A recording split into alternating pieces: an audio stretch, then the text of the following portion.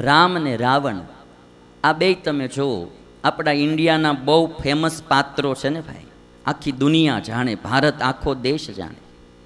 રામ તો ક્ષત્રિય હતા ને રાવણ તો બ્રાહ્મણ હતો. જ્ઞાતિની દ્રષ્ટિએ જુઓ તો એ એક સ્ટેપ ઊંચો હતો. રાવણ બ્રાહ્મણ હતો, રામ તો ક્ષત્રિય હતા.